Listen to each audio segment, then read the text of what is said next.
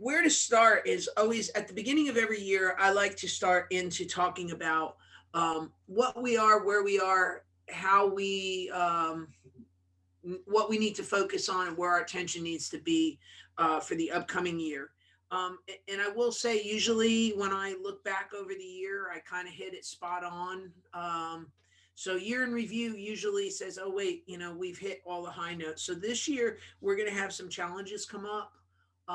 And we'll help through through the whole year. That's kind of why we run this series, is because I think that small business needs help with all of this, and you have to know what you're doing so you can stay ahead, and you can get in places where you're visible and your business is visible, and do so in a cost effective manner. So let me say that piece first.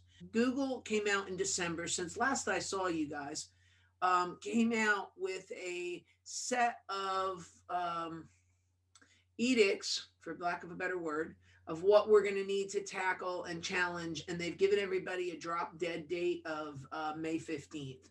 So by May 15th, they're going to start enforcing some of these rules, and you need to know about them. You need to know what they do to affect them. They're actually going to be a really comprehensive set of circumstances that it's going to be, we're going to need to act this way, or we're going to have to do something different, because they're not going to really want much to do with you if you're not on board with where I'm going with all of this.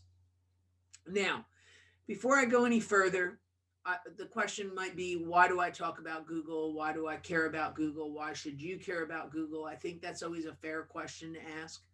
Google still refers about 80% of all traffic to websites.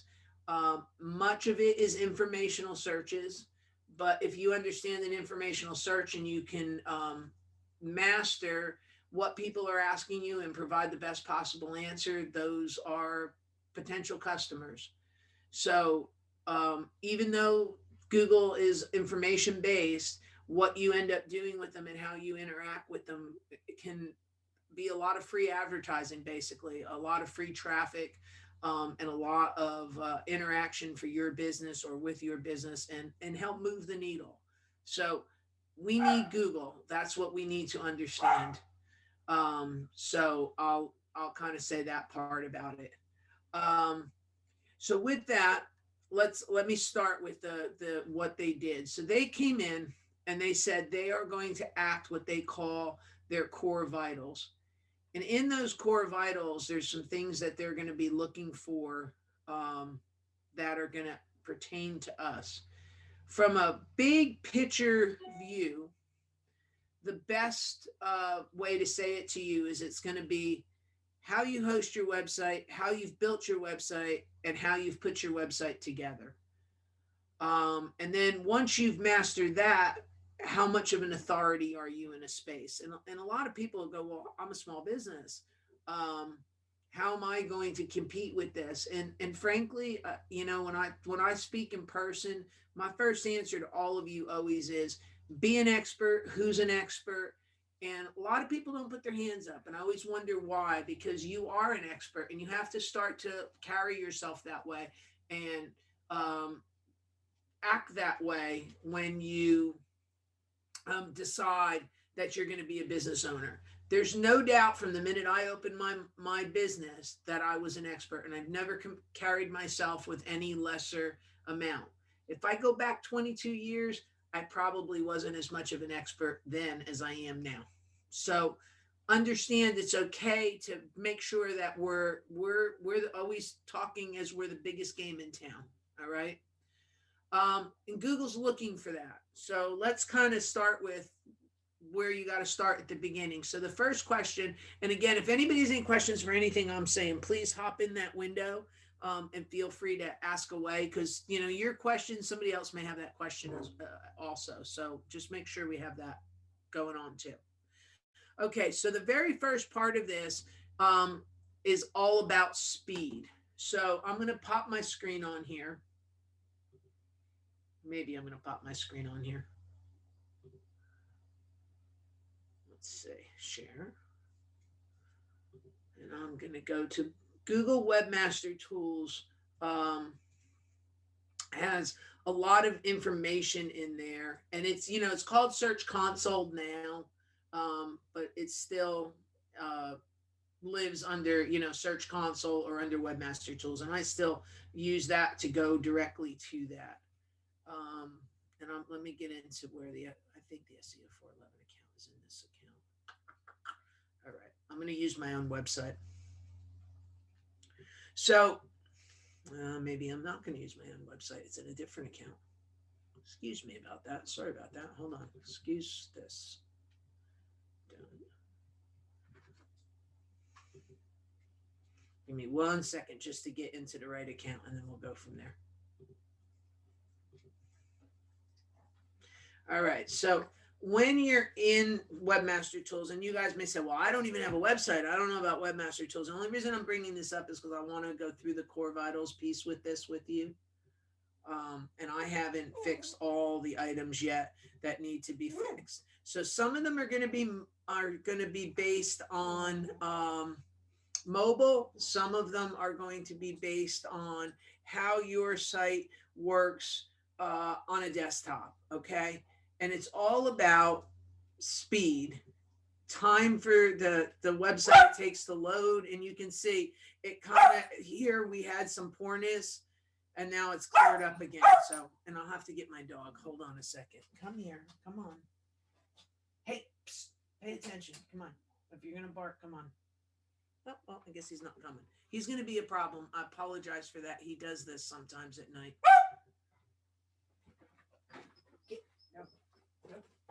Go in your bed. Go. We're having massive You're making a distraction. Go in your bed. Okay. Sorry about that. Excuse the noisy dog. Okay. So somebody said I need to slow down and talk slower. I will do that. All right. So, and I think I go as fast as I do because I usually have 4 hours that I'm trying to cram into 2. So the moral of the story is in here, they give you a whole bunch of examples that talk about speed. And they put this whole set of tools in here for you to go through the report and see where your problems are, the problems that you have, the things that need improvement, the things that are good. And what I want you to understand is what started as an experiment within this section is now a section of your website that you're going to have to pay attention to, and you're going to need to know what to do about this. Speed is going to become the discussion of 2021.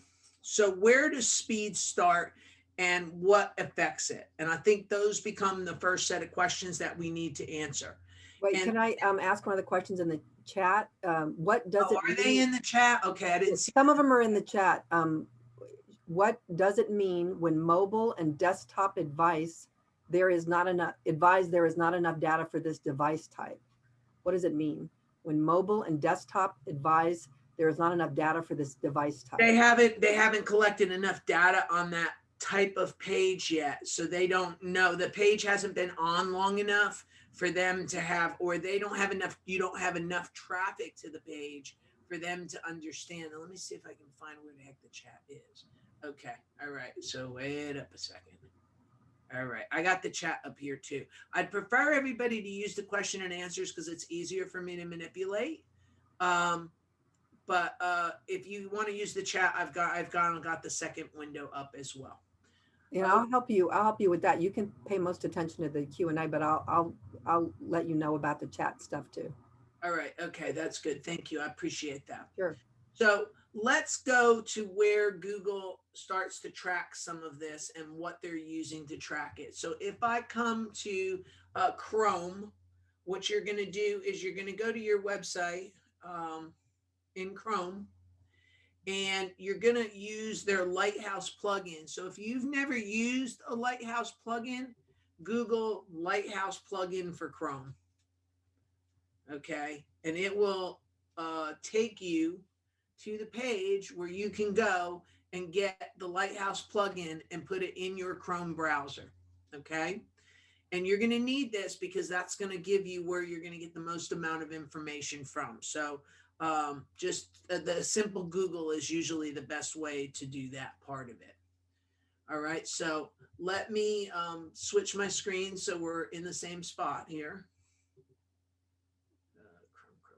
Chrome. Okay, so let me share that. So we're on the same browser here. So here you'll see it says Lighthouse Tools for Web Developer, Google Web Tools, and here it is. So you can tell it to run it in your web browser, and that is what you want to do. There's a little video here that explains to you what some of these speed testing tools are, because I don't expect all of you to be some kind of experts in all of this right now. Okay. But when you go to a website, it's going to go and it's going to do some grading on it. Now, I'm going to tell you the SEO 411 website is not going to score well. And the reason, and I'm going to have to make a decision in May on this, the reason why it will not score well is because I opted to put a movie in the header of the web page, which intrinsically will slow it down.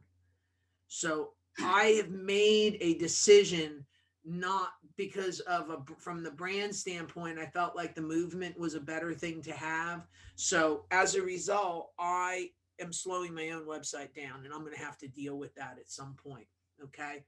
But once you install this little Lighthouse, you can hit it and tell it to generate a report. And it's going to do that for us. The best thing that I can tell you is ultimately your hosting company needs to be your partner in this. Okay.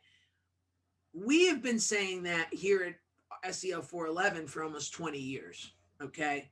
We knew that hosting and proper hosting was essential to a Google ranking for as long as I can remember. It's just that Google themselves have never come out and really said that. And now they're coming out and basically they're not saying it the way I'm saying it, but they're saying you must score well on your performance score or we are not ranking the website, period, end of story. Okay. So the things that they look at are listed here. Okay. So how long does it take for your screen to generate an image in their estimation? How long does it take for you to be able to click something and utilize that website? How fast does it load? What is the largest section it needs to load? These are all very technical things, so I don't want everybody to freak out. This is why I'm saying your web hosting company needs to be a partner in this, because there's things that can be done on the server side other than adding a movie on the website that will help improve these items. There's special types of web servers that can be installed that help these items.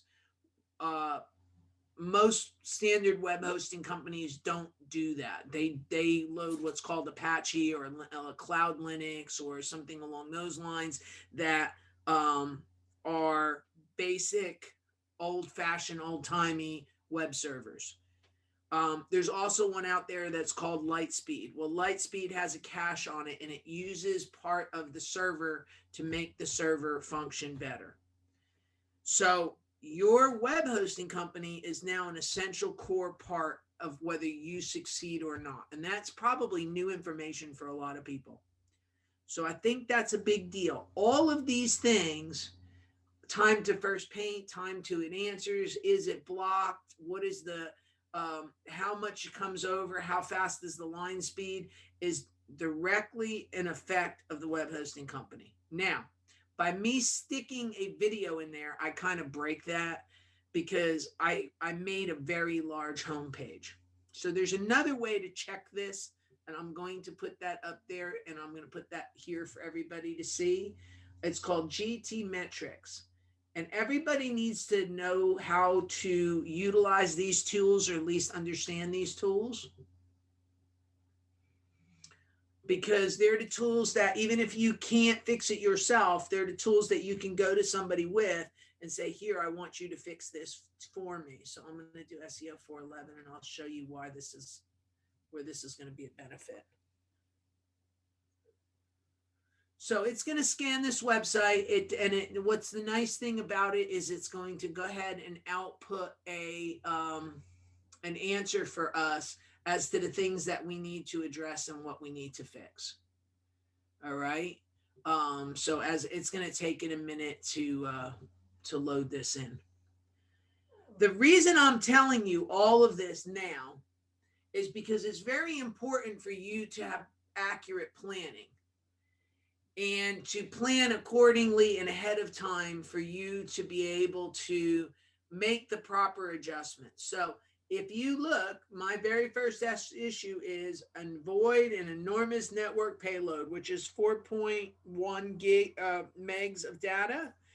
And what that is the video that's at the top of the SEL 411 website. So I know right out of the box that that's the biggest thing that's infecting my score, that if I remove that video, the score would go up dramatically. Okay. It also goes ahead and lists all the other images that may or may not be a problem. And what I will say, I guess this is the other thing I might as well say, and we'll start down this little rabbit hole now. Places like Wix, Weebly, and Squarespace immediately cause you problems when we're having this type of discussion. So understand that. I've always said that it was a technical side that was a problem, that you couldn't do certain things. Now the hosting platform itself is going to make the problem. So we've only compounded ourselves when we're using those tools. So I've been saying all for 2020, get rid of those platform tools and go over to a WordPress platform. That has been almost without fail my message from start to finish on that. I'll explain why it's even more important now than it has been in the past. But at the end of the day, you're not going to be able to control this in those other platforms. So if those are the platforms you're on, you're gonna need to immediately start thinking about what's the next set of circumstances I need to correct. So if we start to come down this, you can see where it starts as saying I'm getting, my load time, my largest colorful paint is at 2 seconds. We know that's probably too much. My time to the first second my website responds is a little bit slower than what it should be, but that's okay. I understand why. And then the other thing is, which ultimately I'm going to have to rebuild my own website, just so you know, it's saying that some of the elements of the page do not move right. So I'm going to have to go in and fix the code on these pages so these pages don't jump when they load. And they do jump when they load because it was something that was not important previously, and it's now. So it's basically double loading stuff, and I need to fix that. It goes down this list and it gives me a whole bunch of things that I need to fix. You too can have this most awesome list of things that you need to fix. So here's some of the things that I see that are problematic. Number one problematic is if I'm using a third party like Wix, Weebly, Squarespace, Shopify, any of those, I'm almost out of commission on being able to address some of these things. What I see on WordPress is this endless stream of stuff that connects to other sites. So chat programs, Google Analytics, Google Fonts, APIs to map websites, things that Facebook pixels, all these things contribute to slowing down a website. So I'm not saying you don't use them. I'm just saying that you can't go cuckoo for Cocoa Puffs and go stuff every nice little bell and whistle into a page, because at some point that page is going to take a ding in speed. So you need to be careful with what you're doing so that you can make sure that you're not overloading something with what needs to be requested and what doesn't.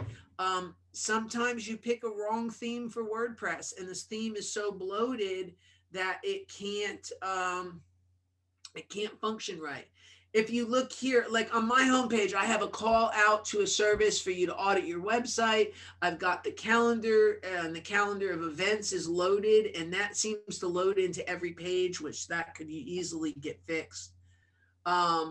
So there's a lot of those tips and hints that we need to pay attention to make sure that we meet a circumstance where we pass. Because in the past, in years past, none of this really mattered. It was a whole lot of talking, but it never really mattered. But it matters now. And if you see here, the server piece is passing. The rest of it is when it takes much longer than recommended, is because it's throwing in my movie. So I know why I'm scorched, but the server itself is responding with the right speed. The other thing that some hosting companies do that they will never admit to you that they do, so understand that as I say this, which is they throttle how many files can be pulled out at any given point in time. So in a normal usage situation, like I make a request to a web page, you don't see it. But when Google hits your website, it pulls all the associated files with it. So it would be like the difference between sucking water through a straw and sticking a vacuum cleaner in a glass. Okay. So if you understand the difference, like the straw, only so much is going to come out, but the vacuum cleaner is going to suck out a whole bunch very quickly and very fast. And if you're, so what you would normally do on that vacuum cleaner is you would restrict the flow so it was not a straight full pull.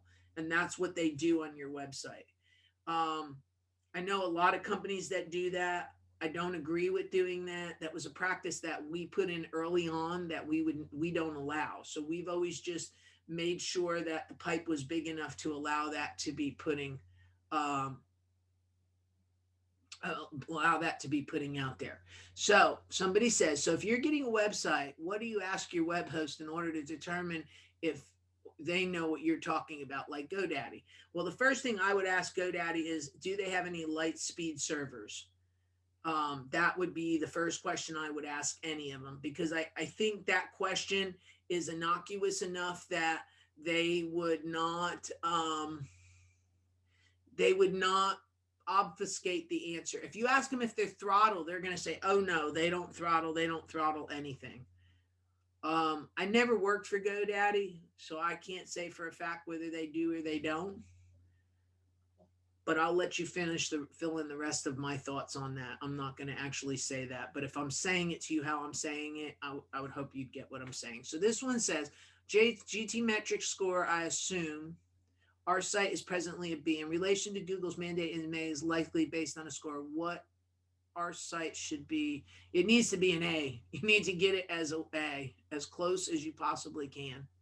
That's like a really big thing.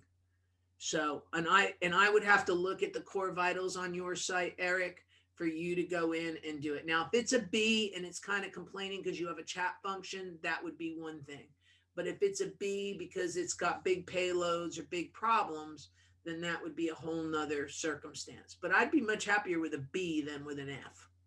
So understand, that's kind of going on too. So, but you're going to have to ask, and you're also going to have to ask your web hosting company if they're willing to help you meet these guidelines. What do they charge for that? These become those things that I think most average people don't know to ask. But what I will tell you is, if you're paying $6 for hosting, my guess is it's not going to meet Google's base criteria. All right. If you're paying $6, $7, $8 for hosting, or they give you 3 years for $36 a year, or some of the other crazy I see out there, it's probably not going to meet the criteria. Okay. Maybe it will, maybe it won't, but I don't want to run anybody down, but what I will say, and this would be the one sentence I will say and stand by. I started a hosting company because we were a web design firm and I couldn't find a good web host. So my whole life was run by, fine, I'll do it myself. And my whole business philosophy has been fine. And as a small business owner, I think some people can empathize with that, because a lot of times you just go, fine, I'll just do it myself. You can't do that? Fine, I'll do it. And that's kind of how I ended up with a web hosting company, because I couldn't find a good web host. So that should tell you my opinion of everybody. So I just built it the way I thought it should be built. And it's taken Google 20 years to catch up with the philosophy of Beth, but they are completely starting to get on my page with that all problems start with the web host. A good web host, you won't have a lot of problems. Bad web host, you're going to have more problems, and it's going to be very difficult. True story. I had a guy built his website in WordPress, came to me, said, I built the website in WordPress and my website used to rank, but when they did this, they put it in WordPress and the website stopped ranking. I took one look at it and I could almost immediately tell that there was something on the server side that was blocking the interaction of that website. I moved it to our platform, and within 3 days, the rankings all came back for it. So there are things, even bad neighborhoods. If there's a guy that does porn in the website next to yours, you're penalized.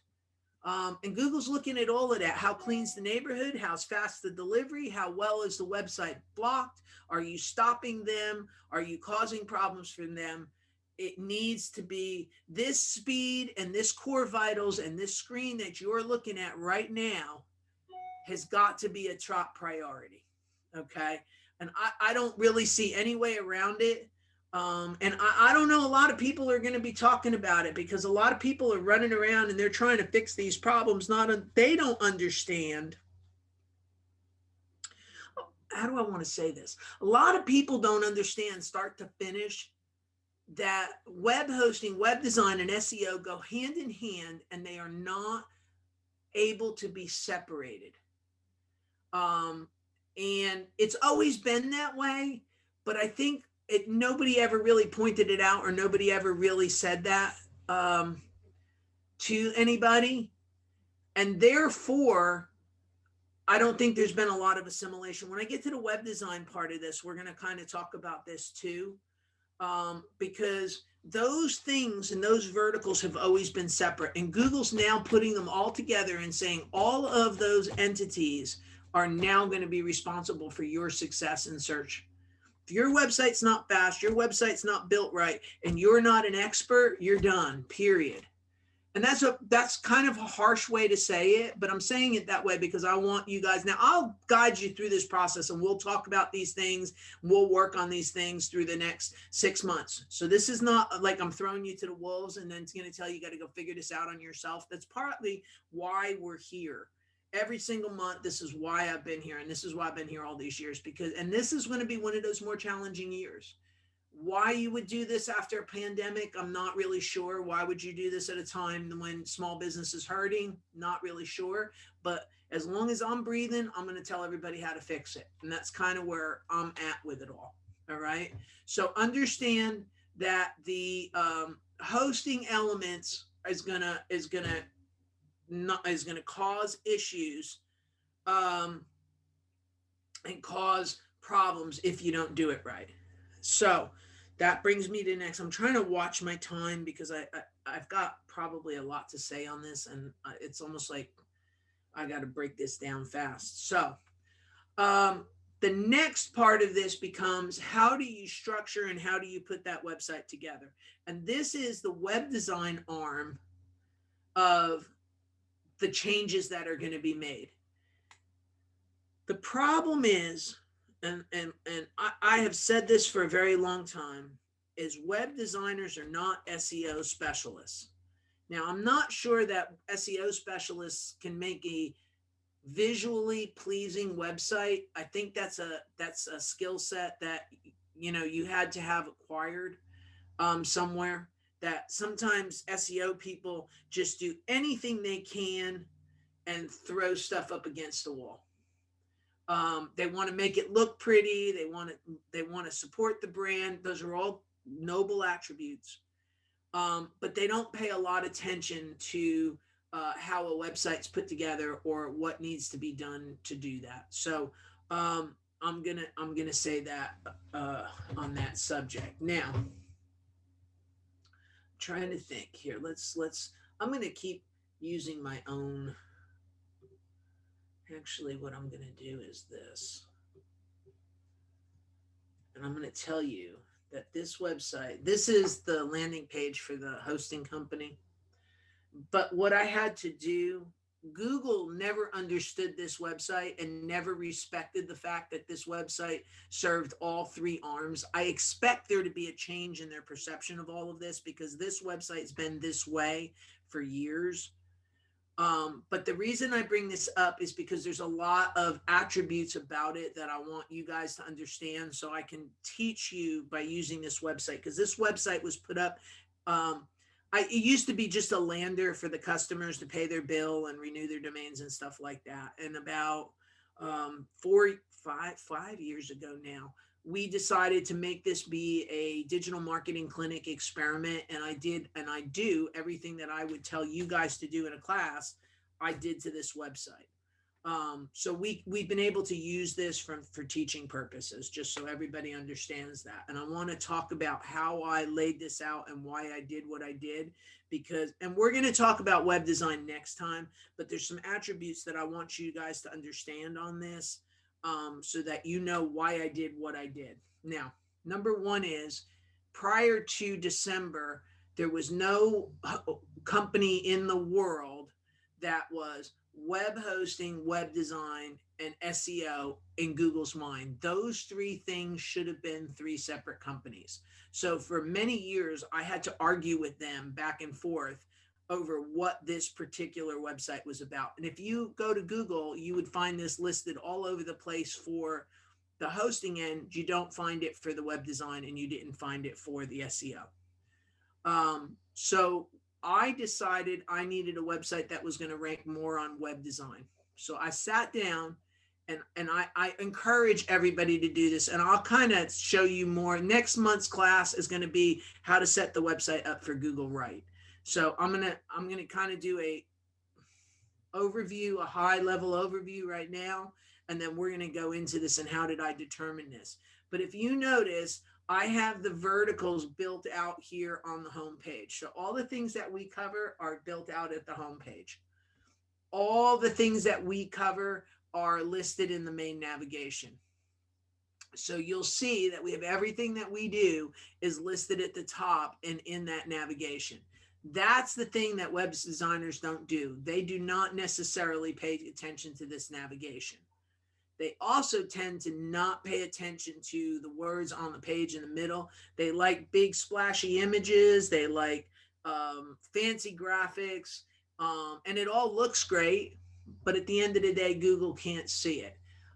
This site is a little more heavier on words. The SEO 411 site follows the same model. It has more graphical interface, and I think it pops a little bit more than this one does. But we still had to make sure we embedded the base element. So you have to make sure that your verticals and the keywords, and we'll talk about next time how to find keywords, so I don't want to digress to that. But we had to make sure that all of these elements were present when we assembled a homepage. And we've done the exercise in this class for you guys to map your home pages out. So any of you that have been around that had me do that before, great. If not, I want everybody to start thinking in their heads how they would structure their website.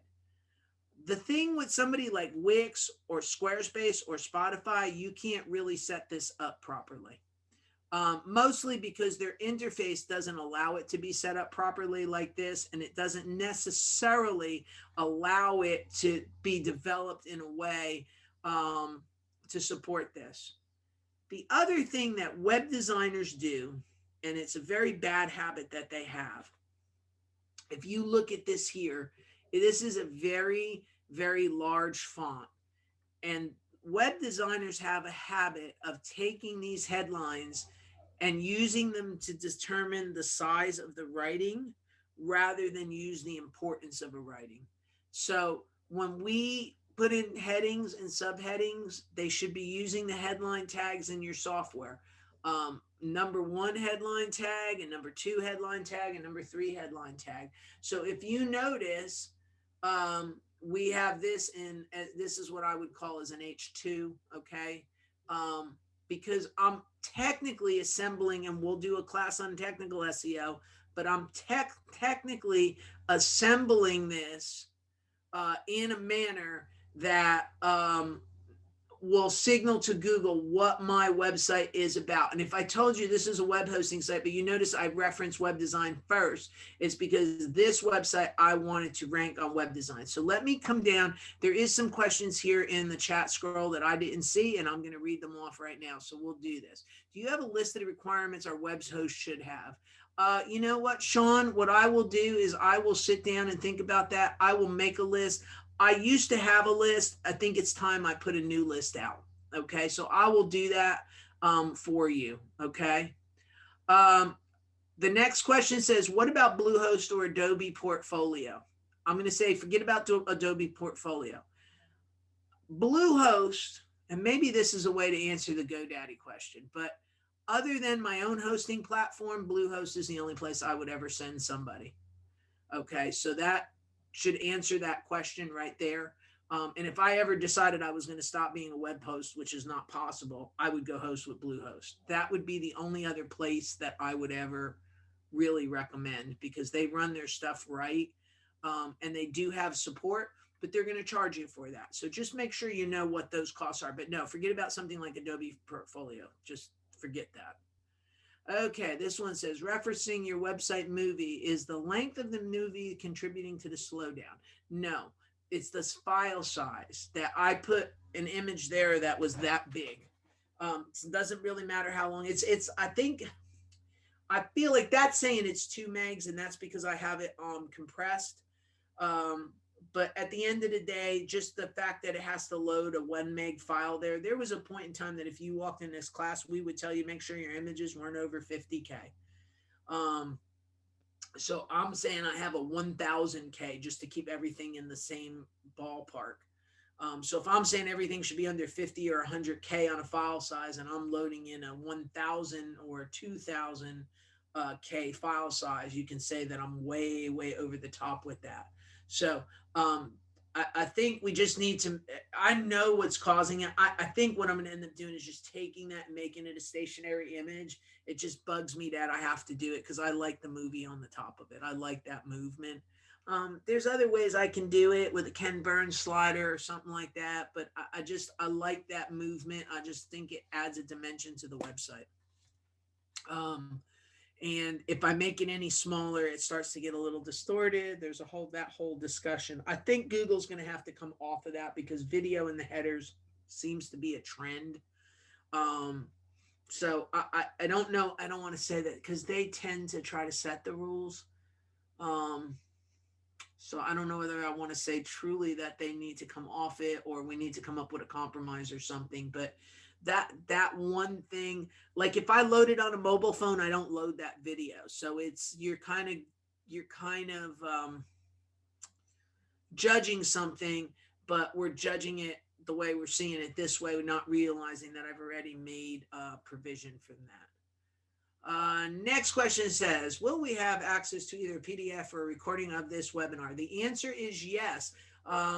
And what I've done, it's on SCORE's website. I also copy it back to my own website. So the SEO 411 YouTube channel and the SEO 411 Internet Marketing Clinic page, they have all the videos and all the seminars we've done with SCORE, and even the ones that I do around town. So yes, we put them up.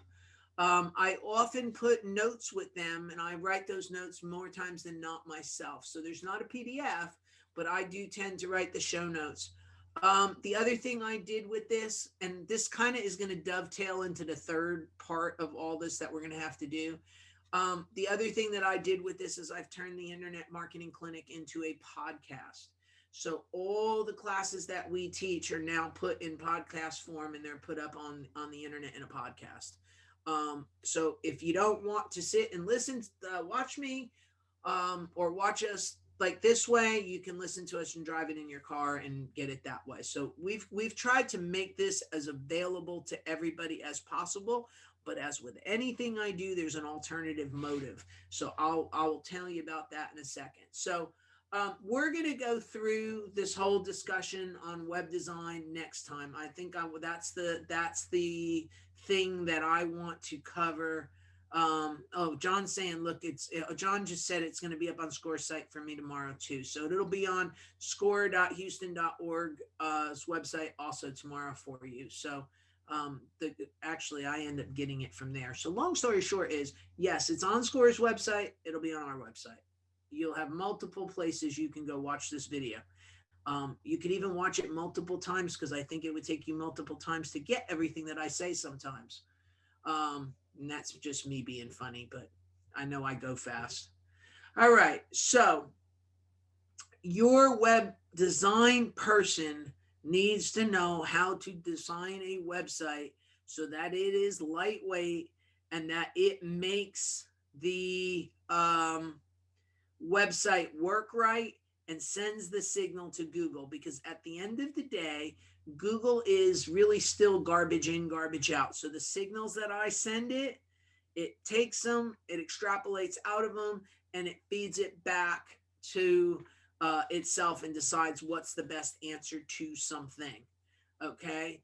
So understand that your web design, and again, I will go through all of it stem to stern next time, but understand that the web design elements of a website are as important as the hosting.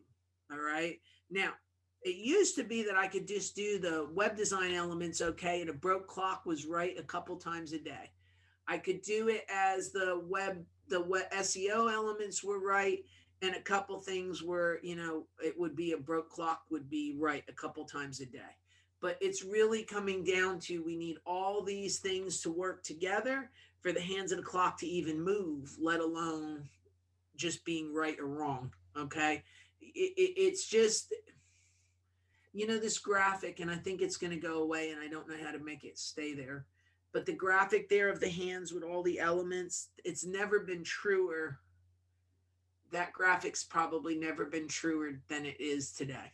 So, your design can kill you. Your web host can kill you. The other thing with the design elements is a platform based website tool is not going to get it. And what I mean when I say that is that like I reference it, Wix, Weebly Web, Squarespace, Shopify, because those platforms are built and designed for the masses. And I know they have language in them that say things like search engine friendly. Okay. What I will tell you is that a normal person cannot really get these things to work right. Search engine friendly, that I put a title tag on a page, does not mean that I'm going to rank well on a search engine. It'll lead you, who really doesn't know what they're talking about, to think, wow, it's search engine friendly. But the reality of it is that often those things put in some of those base elements, but the nuance is what's missing. And when the nuance is missing, that's the thing that, where the rubber meets the road. Because everybody should put what they do on there. Now, granted, I see people that still call their homepage home. So let's not misunderstand that. Okay. But as you go through these things, your basic name of your homepage, the name of the products that you have, some of that is pretty self-explanatory and basic. It's the more nuanced things that make or break the discussion. And you wouldn't believe, when I start to do an anatomy of all of this, you're going to say, wow, you did this on purpose, and wow, you did that on purpose. Everything that you see, every sentence that's written, every word that's hooked up was done on purpose. Okay. And if you start to look at the SEO 411 website, you will find that that website ranks all over the place for SEO expert. It's even now starting to rank nationally on SEO expert. So not just Houston, but the entire country. So let's kind of say, how did I do that? Because that was another difficult situation to accomplish. The next thing, and this fits in our 2021 bucket. So we know hosting, design. Okay. So the third bucket is going to be the authority and the trust of your website. And how do you build that? And we'll have a class on how to do that all by itself sometime this year. But I need you guys to start wrapping your head around this, because if you don't have a plan for this, or this is not part of your plan, you're going to be, this is another case to leave you in the rear view mirror.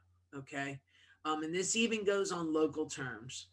So Google is looking for, how do I discern what website is telling me the truth and what website is not?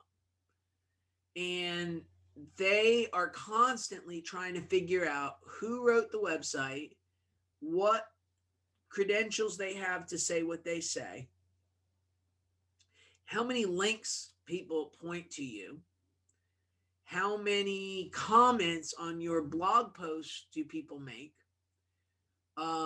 what other notoriety do you have that they can understand. So for a longest time, people would come to this class and we'd say, yeah, put up a blog post. And the only reason we wanted people to put up a blog post is because it meant that there was 7 pages created to make the website bigger and fatter.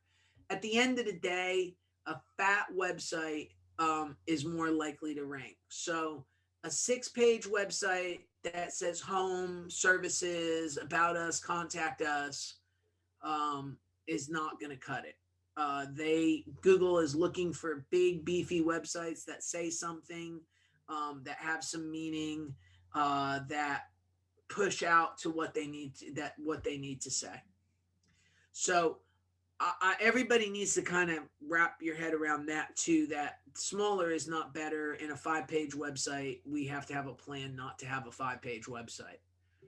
The other thing with a 5-page website that they can't decide to do is whether they trust you or not. So they put some of these parameters in and they started looking for activity. So initially we would tell everybody, put up a blog post. We don't really care, 300 words. It'll create 7 pages. It'll make your website be fat. Google will be happy and we all can go on about our day. And that was a fine way to handle it for a really long time. But what seems to have happened over the last 2 years or so, and I'm going to actually put this on steroids by the time I'm done explaining it. Google has put a heavy emphasis on the blog. And they actually look at that more now than they do just stationary evergreen type pages that are up there, because they feel that the blogs are more up to date, that they're more information in them. They're not maybe so sales oriented. I will add that if you have a product-based website, and let's say I have 1,000 products, you don't have 1,000 pages on that website. You have about 1/8 of 1,000. So I don't know what 1/8 of 1,000 is. I guess I'd say it's what, 80?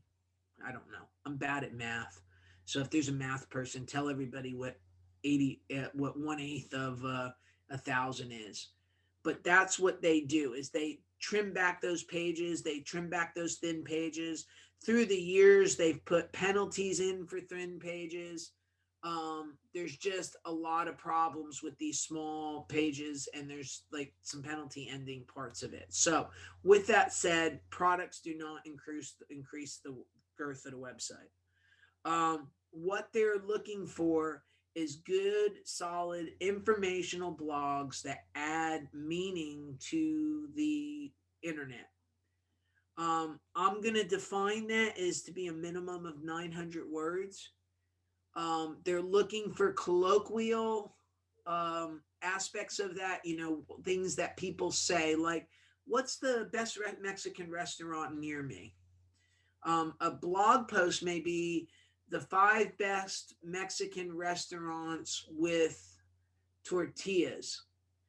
And then you go in and you talked about why those tortillas are better than anybody else's in the city of Houston, which I think that would be hard to do, but you get my point. With that, you're going to go and you notice I said the best. You notice I put some numbers in it. I'm going to define what those items are, and I'm going to define those items in either numbers or bullet points, depending, either or both. I'm okay with that. But you need to have 900 words. Now, I will say to you as a classroom, I'm going to say we'll do a class on blogging, but if you can just emulate what I'm saying, um, the first place to go look for content for that blog is in your own mailbox. Okay. Because I see that as being one of the biggest problems that people give me is they can't come up with topics, but yet they'll answer emails all day long. So I'm going to click over to this blog here. If you notice, I have the blog predominantly focused on the top of my website and it's pulling up now. And I did a technical SEO blog. I did this back on January the 19th. It breaks out what it is, why we need it, what are the top 5 aspects of it. And I'm going to tell you what this little box is here.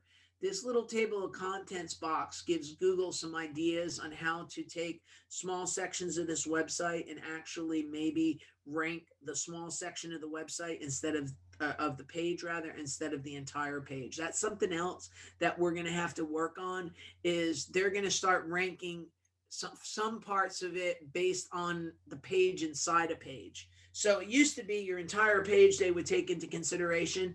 They might just now take in this paragraph that says what is technical SEO and just utilize this one paragraph. Or why does a website need technical SEO? If you start looking through my blogs, you're going to see every one of them has a question of some sort. They have an answer. They have some manner of a bulleted list. They have a numbered list. They sometimes have a top 5 in them. They have, this one seems to have a lot of all of those aspects all rolled into one gigantic ball. Okay. So I want you to understand that this is the way your blog post should be. And everybody should start doing this. Now, usually when I'm in a room with you guys, I can have you tell me what your website's about. And I probably can give you 5 blog post topics and ideas within 5 minutes of what I'm saying. The other thing is you'll notice that I have a nice little graphic sitting here on the top of my blog post. Everybody needs to make sure that your blog post has a little tiny graphic on the top of it that kind of encapsulates what the website and what the page is about. You can easily go to some place like Canva and make that graphic. So there's no reason that anybody has to be a graphic artist or can't handle this because it's being done through Canva. I make the graphic, I come and I put it on the website. You'll see I have my class schedules here. The cost of SEO. We have a whole page here that talks about the cost of SEO. What is it? How is it? And you'll notice we have, what's hourly, what's monthly, what's project, what's performance based. There's all different aspects and answers here. What I want you guys to do is start posting your blogs and assembling your blogs, mimicking until I go through everything we're supposed to do with you. If you guys can kind of start to mimic it, this would be a fantastic start. Okay. Because these are pretty much done right on spec of what needs to be done and how they need to be handled. All right. So understand that that's a goal that we all should be working from. So you're going to say, well, why do I want to do all this? Well, the thing is that when you put these kind of pages up, you start to exemplify whether you are an expert. Now, sometimes when I come into these classes and I talk to a room and everybody says to me, well, why can't I just go take a copy of an article and go put that up myself? And the thing is that you can't copy somebody else's work and then get credit for it. It's kind of like grammar school. You just couldn't copy off your neighbor's paper. All right. What you need to do is take your neighbor's idea and then put your own thought on it. And whether you realize it or not, I think everything that you see, everything that you hear, you have some level of a filter going because you decide whether you believe that, whether you don't believe it, what you think about it, what you don't think about it, what you feel about it. Does it make you happy? Does it not make you happy? All the things that you encounter, you form an opinion on. And you do that within your own business. And I think that's an important thing for everybody to recognize is that you read an article and you go, oh, this is not right. I do it every day. I see stuff come across my desk and I'm like, oh boy, And then other times I see things come across my desk and I go, this is the greatest thing that I've seen in a really long time. So let's go ahead and see what this is all actually about. So I would encourage you to start saving pages that you come across or articles that you come across that could be topics for your blog. And I have like my little Apple Notes. I am constantly sending myself notes that talk about SEO or things like that, so I can read them over and then decide if I'm happy with them or not. If I'm not happy with them, then I go to the next one. But a lot of times I read them and I'm like, hey, wait, this is a good thing. If I can put this base framework together, I can put my own spin on it, put my own 2 cents on it, and I make a unique piece of content that promotes me as an expert. So everything you do and everything in 2021 that I want to see needs to start off a blog post. Okay. Because at the end of the day, we're going to have to do about 3 other things with that blog post. So I want everybody to get in the habit of putting them up, because they're important attributes to be able to promote that trust throughout the internet. So once I write this page, that page will then go out, and we're going to push that page out on social media. And when we push that page out on social media and Google sees traffic coming from that post back to my website, they've now increased my trust score some. Not that there's truly a score, but I think there's a little scorekeeper in the sky somewhere on all of this. All right. So they track all of that. So everything I do on blog needs to be pushed out to social media. Now, I am pushing everything out to all platforms. I really don't care. But if you don't have the time or the patience or even the know-how to do it, make sure you pick the right platform. So if you're B2P, make sure your B2B self is posting on LinkedIn. Don't worry about Facebook. If you're B2C, then worry about Facebook a little bit more. And I think we could all have, some kind of discussion. And when we have social media night around here, we can start to kind of figure out some of, hey, well, can I do this on Facebook? Can I do this on LinkedIn? Should I only do this on LinkedIn? But all my articles go out on social media 100% of the time. I send out at least one a day to every platform. And I've automated the process, and we've talked about how to automate that process in this class before. So we'll cover that again sometime over the course of this year of how to automate all of this, because I don't know about you, but I don't have hours and hours and hours a day to go sit and post out on social media and do all. I need to automate it as much as I possibly can. So I've done that. The other thing that I do is I send all my posts out via email. So you'll notice that I have a blog and class update list. You can subscribe to it. When you subscribe to it, you'll get the calendar, and you get a new blog post, and you get a notification of when there's a new podcast, and you get a new notification of when there's a new video. Without fail, as soon as these things are added to the website, you're notified. Well, from my standpoint, that's good information. From your standpoint, you need to be able to put those same things on your website and do things and behave in a way that people are going to want to sign up with you. Okay, so one of the jobs that you're going to have is to be taking and driving traffic back to your website from outside sources, which would be an email list, social media, a referral partner. And the reason why is Google's saying, hey, wait up. If somebody else trusts you in this world, maybe I should too. I've never been one to put links out in this world, nor will I ever, but I sure want people to link back to me and make links to me. The other thing, and this was something that we started during the pandemic, and if I had to tell you one good thing that came out of the pandemic for me, was the fact that I was forced to put this class on the internet, and it forced me to do some things that were a little out of my comfort zone. So in January of last year, and I'll never forget the kids that work for me.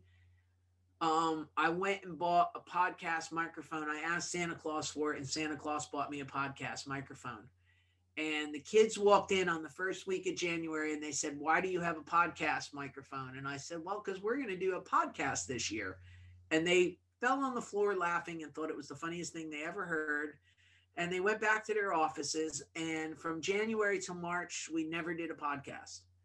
And it's because for me to sit down and carve out the time to figure out what I wanted to say to people and how I wanted to do that, what they knew is that I get so busy, I lose whole days, and there was no earth that I was going to sit down and start talking to a computer and make a podcast. When the pandemic came, and we all had to go shelter in our houses, I was forced, flat out forced, to put all of this on the internet, something that I swore I would never do. If you guys knew me 10 years ago, I would have told you there was never a day I was going to put this class on the internet. And the reason why is because I felt like maybe people would stay home and wait for me to put out the show on video and not come. And I think that the value, what I didn't see is the value of the ability to come here and ask questions and pick my brain. Although you guys seem to be very quiet this evening, which I don't even know if you're all still there or not. But the ability to come there and pick my brain is worth the value of coming to the class. All right. And I think people have learned that. A lot of people come and they ask me questions, and that has ended up being what has kept the class, the people coming on a regular basis, is because of, I'll have to go see what's up with that. They're still there. There's 50 of them in, so we're doing good. Yeah, and I mean, and I think everybody's zoomed out right now too. To be honest with you, I think that does. Hey, you guys are here. I hope you're okay. I haven't seen you in a while. So we actually have people that were coming to the class before we were all locked in our houses. So that's kind of awesome. Yeah. But anyway, where I'm going with this is I was forced to put the entire podcast on the internet. And it was not something, or the entire class on the internet. So what I've done is I created a class tab, I created a podcast, and then I sat down and I figured out how to go make all this work, because the one thing I didn't know was how to be a podcaster. I was like, well, everybody else is doing it. How do I do it? One day this year, I'm going to tell you start to finish what you have to do to do a podcast. It actually took me 3.5 days to figure out what I was supposed to do to make it all work. I get it now, but it sure took me a lot of effort and muscle to be able to make that all work. Okay. So the reason this all comes up, and why I say, if I had to tell you the one blessing that I walked out of this class with, walked out of this pandemic with, is it forced me to do something outside my comfort zone that has not only worked out fantastically, but I think for you guys, it's added a lot of more convenience to all of this. I added the videos. So under the classes, we have all the videos since March, and you'll notice that I put the archive up. I didn't do the one for January yet. I've had a couple for January that I need to sit down and need to put up, but all the things that I talk about are now all sitting here. I made a nice little picture and my nice little episode number. It's got a cover. I learned how to add music, and I did all kinds of stuff. And when I started this YouTube channel, I had 2 videos, and one of which was up for a very long time. Look, if you look at this one here, I'm like 50 pounds skinnier. So I put them all up. They're all up and on there. And all the classes that we've had over the last 12 months are sitting on the internet, and they become the base for the podcast. So I was like, well, why would I make a second podcast if all I needed to do was just take the audio track off the video and make it into a podcast? So I did that as well. Okay. What I didn't realize was going to happen when I did that. So if you look here on the podcast, here's a whole episode list. It tells you, how many people have listened, what are the more popular ones that people have gone through. And you can see that there's one here on the Chamber of Commerce that's sort of blew the doors off of everything else. Um, but well, we're gonna have, Stacy said I would love help on setting up a podcast. We are gonna have podcast night one night here sometime. Probably, I'm gonna say tentatively. I think I would want to do that in either March or April. But we're going to have the whole class, start to finish, is going to be how to set up a podcast. So it's going to be roll our sleeves up, take notes, and I'm going to explain to you what to do that. Okay. Um, the reason that this has all worked so well. So what's happened now is Google and Apple have all come back now, and I actually have multiple different ways that you can go. And actually, if you all subscribe to it and want to leave me a rating, I would be really happy. So if you're an Apple person, here's the Apple. You can listen to it on iTunes. You can listen on Google Play. You can listen to it on Spotify. Um, the reality of this is Google sees that I have this podcast, and they're like, wait up a second, you're better than the average bear because you have a podcast and you're actually keeping up with the podcast. Although my couple are missing here, so I'm gonna have to figure that out. But the podcasts are all listed here, and they're all out, and you're doing it, religiously and faithfully. We see that you're actually doing all this. So they gave me a link back to the website out of Apple. I got a link back out of Google Play. I've got a link back out of Spotify. Got a link back out of Tuned In. So now all of a sudden, Google's seeing the signals that I have enough value and enough to say that I am acting as an expert. So I've told my customers, I'm going to tell you guys the same thing. Everybody needs a podcast. All right. Now, that may be a heavy lift, and some of you may be shy. I'm going to say we're all going to have to check it at the door and learn how to do this, because this is the way things are going, and this is what's going to end up happening. So as we start to come through this, more and more and more, we're going to need to have this go on. All right. So I want you all to see that part of it, because I think that's an important set of things that has to happen. And I think that if you can sit down and come up with a reasonable podcast that people are going to want to follow, I think that sends a signal to Google. And my podcast is not a million listeners a month, but it is got people following it. There is people listening to it, and Google sees those signals. The other thing that they did, and I'm going to show you how I constructed the page, and I did this on purpose. Let me go back over here. Somebody said they have a broken link on one of my podcasts, but I don't know where and why and how, because they all seem to be working. But if you come back here, I put together the podcast pages in a specific way. And this is the way I would recommend doing them. So the podcast itself. Yeah, hold on a minute. I see your question there on Clubhouse. I'll tell you about that in a minute.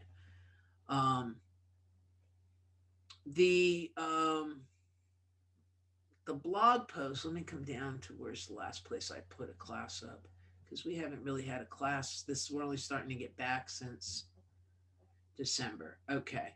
So this one here, let's just click on this one. This one's from November the 17th. I want you to see what I did with the attributes of a page so you understand what I'm doing. So I have my cover art. I made it in Canva. I took my own picture. So take your own picture. That literally, I always tell everybody, I took that out of the sunroof of my car. I take sunroof pictures. I think they're a fun thing to do, and sometimes they turn out really cool, like this one.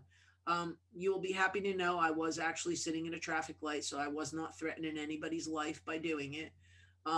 But as I was sitting here, I looked up out of the sunroof, I took the picture, And I was like, what a perfect picture for something that's a Houston based podcast. So I went ahead, I made that, I put it in Canva, I changed my little episode number because I branded it. So when people see this and they see this picture, it is the brand now for the podcast. All right. So that was the first thing. So we need to make sure we've got a cover art and a plan. And that's that piece of it. When I put my page together, I put the podcast episode here. And then what I do is I put the show notes. And depending on the mood I'm in, sometimes it's a lot longer. Some of these show notes are over 1,500 words. And some of them are just, hey, this is what I talked about today. This is a little shorter version, but you do see that there are some show notes here that explain what we're doing, what we're talking about, what I covered. And then what I do is I bake the video into the page. So the end user, and let me tell you why I do this, but the end user can consume this in one of three ways. And I put it in one place for them to make their life easy. The reason I do this, and I think that I don't know how old you guys are in the room because I can't see your faces like I normally would. But if I looked out at this, the guy that is probably under 40 is going to be more apt to gravitate towards the video or maybe the podcast. The guy that's over 50 is going to want the written word. And they're probably saying, I don't want to mess with all this. And in part, that is why I added the podcast too, because I can do an easy subscribe button very quickly and subscribe right to it. So it's on my phone with the rest of my podcasts and it working itself out right. So with all of that said, You went on Clubhouse yet? no, I'm not answering Clubhouse yet. I want to finish my thought and then we'll go down the Clubhouse rabbit hole. But what I want everybody to understand is that I'm structuring it this way so it's ease of use for the end user. I am being considerate of my audience to present this material in three consumable different ways so that I can help them understand or to provide this information in a way that they want to consume it and not by the way I'm dictating it. Okay. There's nothing worse to me than coming up on an article and I have to watch the video because that means I can't scan it. You're requiring me to pay attention to something longer than I have time to pay attention to it for. And not everybody can sit and watch videos all day or walk around with their cell phone and stare at the phone and watch TV. I can't do it. I need it written down so that I can scan it. But then again, I'm older than 50, so that puts that all together. So this thing says, what is your thoughts on how Clubhouse is impacting digital? I don't know that I think it's impacting anything, to be honest, at this point. They're trying to set this up. There's all these alternative things that have bubbled themselves up, and we'll see who rises to the top and who doesn't. It's building a community. What else I'm going to say, and I don't really want to go much past what I'm going to say here, but everybody belongs building their communities within their own website. So you're the masters of your own destiny. The next web platform that's deplatformed because they make somebody mad or any of that's on you. As business owners, you need to be on your own and your own platforms and your own websites. And so I would not be investing time in any type of third-party website at all. Everything that you see on my website, I can go pull and put anywhere I want on this earth. So I only invest in me. So as far as from this piece of the class, no, I don't see them making a huge impact. They're not going to end up being any busy, to my mind, not anybody better than the next social media platform that everybody's scurrying over to and then going to abandon that. But that's just my opinion. I could be wrong. I was right about Snapchat. The verdict's still out, in my opinion, on TikTok because that's just one gigantic rabbit hole. And the Clubhouse thing of everybody interacting, that to me, that's like AOL on steroids. So I just don't know. I just don't know what more to kind of say to that. But I just invest in yourselves and don't worry about these other platforms. You're always going to be better off to do it on your own.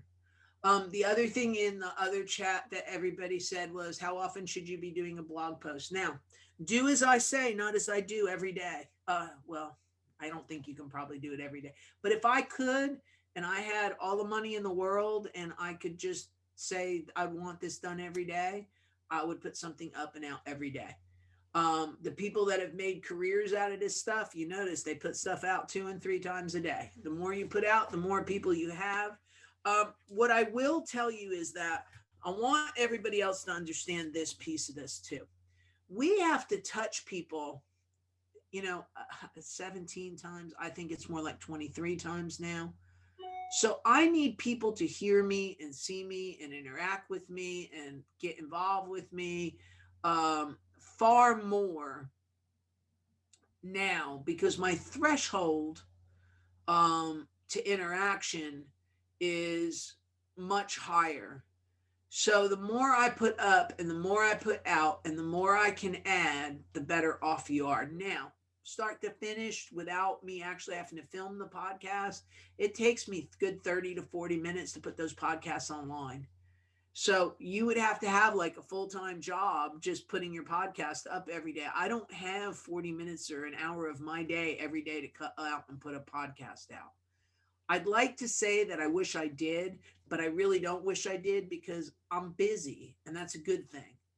So when I'm putting podcasts out, it means I'm kind of slow. Now, I have matured the system that I can chuck these classes out that we're teaching here, or that, and as long as Harley chooses not to bark in the middle of it, it's usually a pretty quick affair. And when he barks in the middle of it, it takes me a minute because I have to erase his barking because he annoys everybody.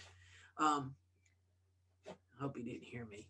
Anyway, but I will tell you that it takes a little bit of it doesn't take a lot of time once you get it down. And it took me longer to make the intro video, all the intro, music, something else. Just this kind of came in my head sideways, so I don't know who needs to hear this.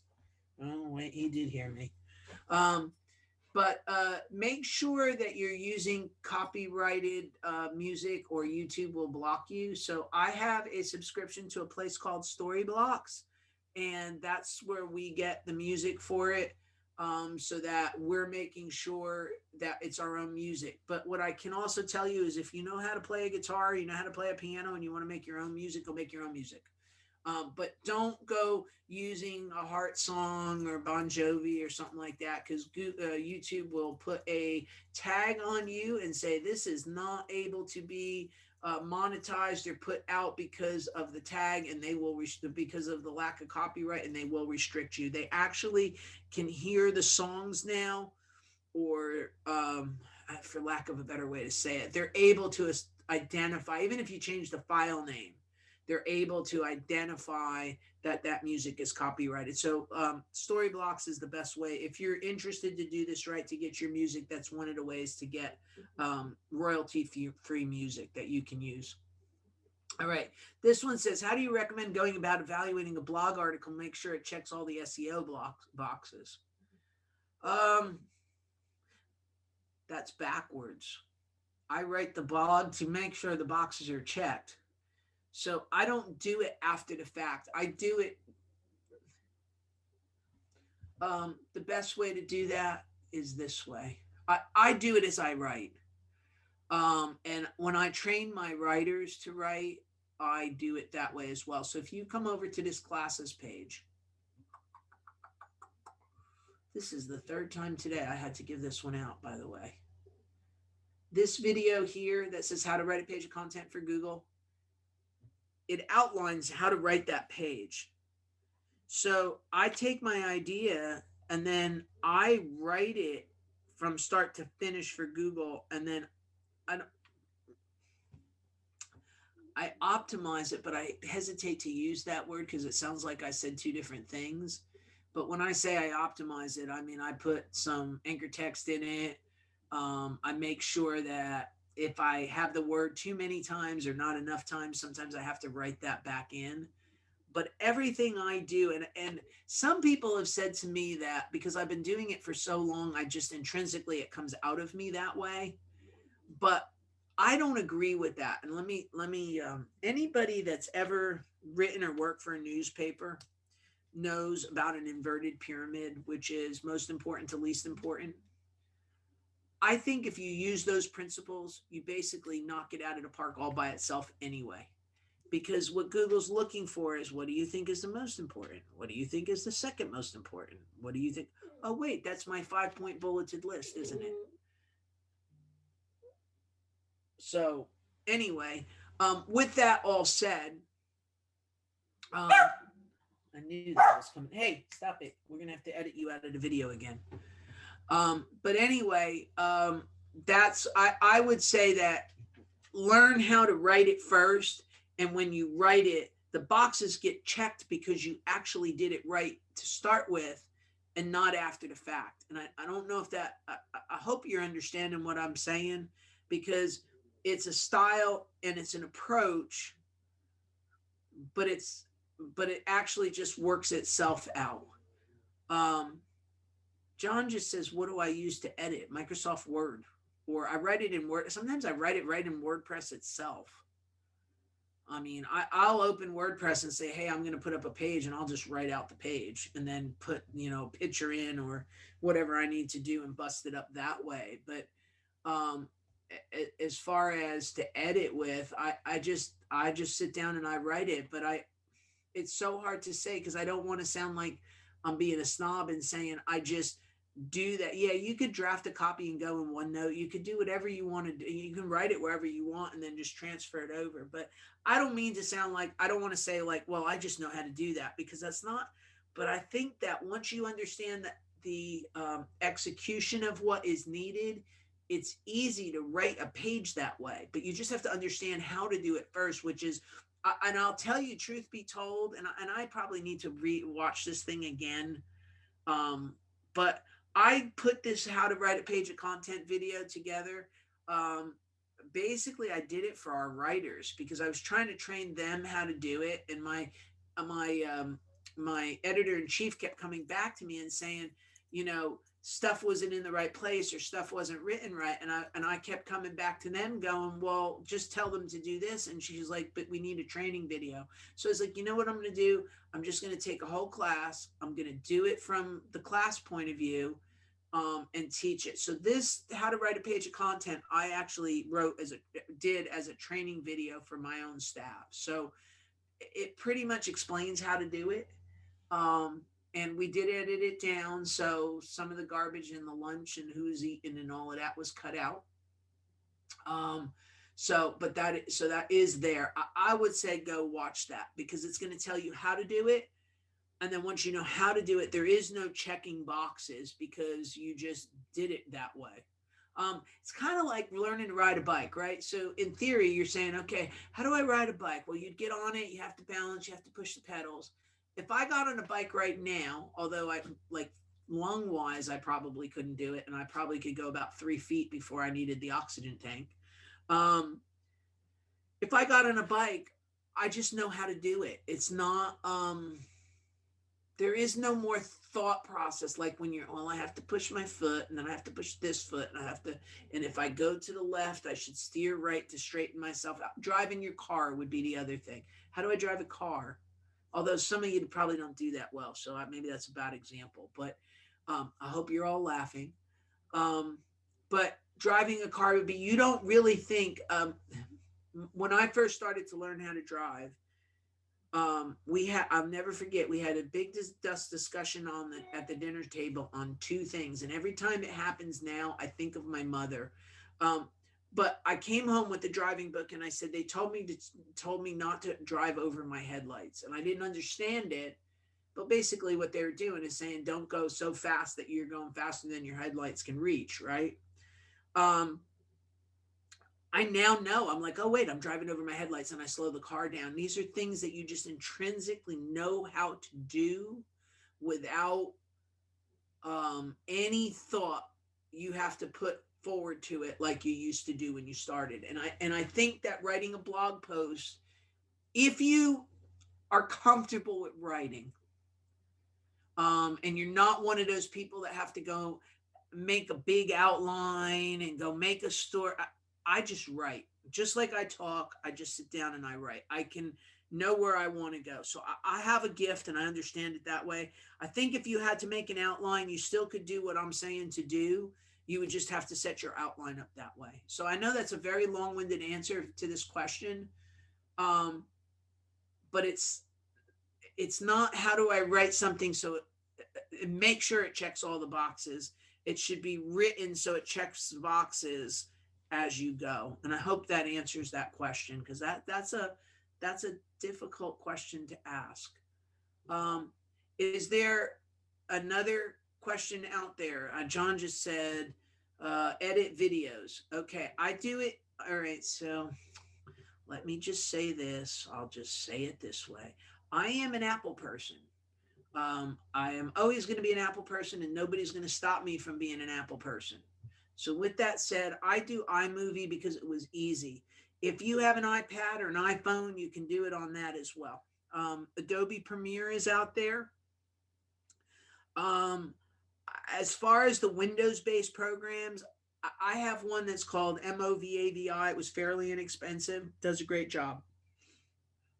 So that would be one that I would recommend. I don't know what other ones are out there.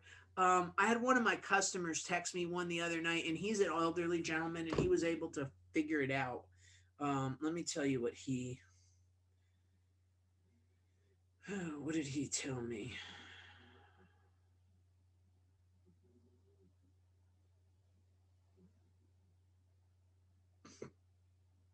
He actually, let me see if I get it. Lightworks is what he used, and he was able to do that. But I'm not a Windows person, so I'm not a good person to ask that of. But from a Mac standpoint, iMovie is the easiest thing in the whole world. I made my start, I made my finish, I dropped the video after I download it in the middle. If I need to cut a piece out because Harley decided to have a meltdown, I cut the piece out, and off we go.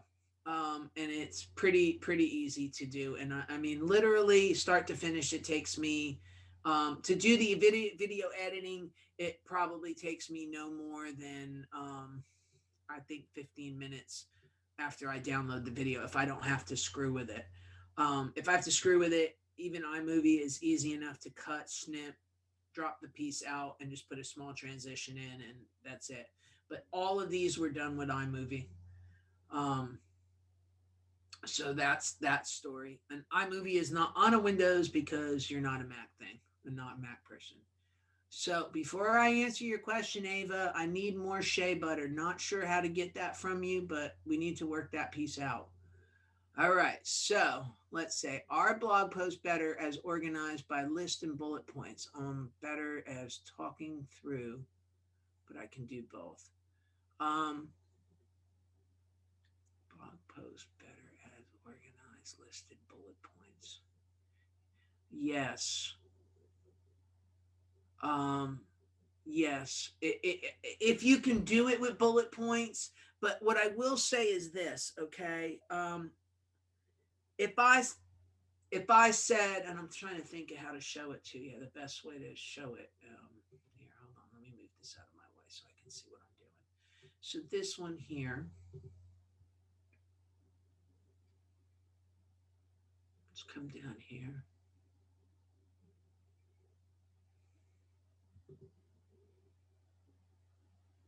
Trying to find one that I actually wrote this one. Okay, so 22 tips for SEO success. So what I did is, this is basically a bulleted point list, which is being reverent, top quality, user consideration, blah blah blah blah blah, right? So I went down this list and actually put paragraphs in and wrote it out. So I would be okay if you're saying you're better to write it out and not bullet point it. What I would do is write all my paragraphs and put headings over the top of it, and those actually become the bullets. So that's how I would handle that, if that's the way you're asking me, which is what I think I understand that to say. Okay. And if that's not right, then readdress the question and I'll answer you a second way. All right. This one says, do I have SEO for dummies? You're in SEO for dummies. And you're going to say to me, no, this is way too complex. So let me tell you the truth of this. I think that if you sit in this class and do it for about 6 months, you're going to start to understand what I'm talking about. All right. Um, if you want to learn it, go back and start watching those videos that I've put up. That's where this becomes an invaluable thing, because you could go catch up on 6 months and just go binge watch me on the SEO class. You know, they're all over the place, which is how to do this, how to do that. I've made them be standalones. I've tried to make it. Yes, you can register for all the upcoming classes. The actual schedule is on the side of every website, on every page. And we actually put the calendar out so you can just come to any class you want. I literally, Sandra will attest to this. I literally have some of you that follow me. Thank you. I'm out of it and it's been horrible. Anyway, I have people that follow me all over the city. Some of these folks come to the morning class, then they come to the night class.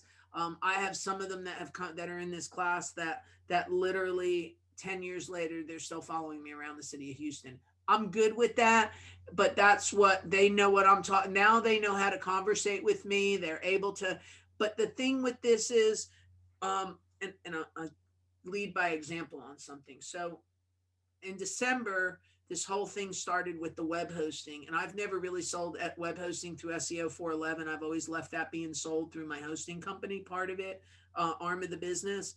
And I said, we're going to have to put hosting on this SEO 411 site. My business partner said, well, why would we do that? Where did you come up with that idea? I was like, no, it's because I have to be able to adapt, and this information is ever changing. So I may get out of bed on the 15th of December and find out now I have to add a whole vertical to SEO 411 for web hosting, because I'm going to have to do that. There's no two ways about it. It used to be we just send everybody out to the hosting company. I can do that still, but I'm going to be better served if I add it. So you have to come to these to be adaptable and understand that this is everything I said tonight. I could get out of bed tomorrow and Google completely invalidates what I said. They may say, we're not going to go with speed. We want the slow website. So we're always reacting to what a third party is dictating. So that's why some of these folks have been around 10 years, because that what they know, what I know, which is what I told you to do 10 years ago, write a blog that had 300 words and don't even really care what it said. Now I'm saying it's got to be 900 words, formatted a specific way, and it's the most important page on your website. So it's ever changing. It never is the same. And even when I teach the same class, I don't think I say the same things, because I think there's nuanced differences for what Google changes. And I think we all need to kind of just know that and live that and embrace that, because it's just the world we live in. So you said, great, you won't feel like a stalker. No, I got some of these folks are just following me right around the whole freaking, and like literally 10 years, 3 campuses in 10 years. So it's not a problem. That's partly why else I stuck the all the other classes on the website too. So you had the Zoom links, everybody had the links to where they need to go, what they needed to do, and where we were heading. So, well, thank you for saying I'm a wealth of information. I want you guys to be able to function and not not have something good happen to you just because you didn't know. And I think that's where, the internet, I started with the internet, and the internet was the great equalizer, and it allowed small business to compete up against big business. That my little web store, or the little lady that sold chairs in Nebraska that's still here with us, or the lady that sold rosaries, or the person that sold Christmas ornaments, they were no better or no further off than a Walmart or a Balsam Hill or a furniture store. Okay. And Google's come in and it's taken that away. That if you're a big business, you can buy your way to the top. If you're a little business, you can't buy your way to the top. But there's ways to get around that. And as long as those doors are still open, and we're able to come up with ways to work within their algorithm to provide the best possible information that we can to people, then I'm going to be here telling everybody how to do it, because I feel like small business needs somebody to help them and be able to, share what I've learned. And I learned it by somebody calling me on the phone and saying, why is my website not doing X? And I was like, I don't know. I guess I'll go find out. The end of the day, that person, which was my very first customer back in 1997, gave me the best experience of my life, because I went and found out something that I have literally built a whole company around. That I just felt like that's the way it should have been, and not my. I don't want to say, hey, that's not my job. So I went and figured it all out, and I've learned as the industry's changed. I don't know how somebody comes in sideways that doesn't have everything that's in my head and figures out what to do. I don't really, I don't, I know, like, the kids that work for me, they've been around me for a better part of their life. One I've had since they were born. The other one I kind of acquired around the time they were 10 years old. So they grew up in this industry. I don't know what I would have to do if I had to take somebody off the street and try to put all this information in their head. I don't even know what I'm going to cross that bridge. I'm going to have to cross that bridge, but I don't even know what it's going to look like. And I wonder sometimes if I need to do it with somebody that has no idea that I can train them right, or it's better to take somebody that knows what I'm talking about and break the habits. But there's that much information to know, and it's ever changing. Thank you for joining in today's Internet Marketing Clinic. We hope you enjoyed our program, and we will have more marketing information for you next week. Be sure to tune in.